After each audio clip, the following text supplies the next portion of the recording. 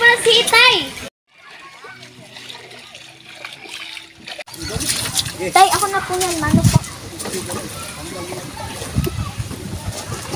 Pare! Hoy, pare!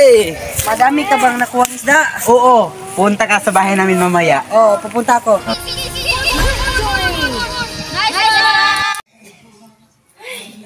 Andiyan na pala kayo. Dito na po pala kami. Pasok ka dito, kumpare. Okay po, kumpare. At pinapasok nila ang kumpare ni Antonio. Ito ang ibinigay nila na isda para kay Rolando. Ang galing mo maglaro.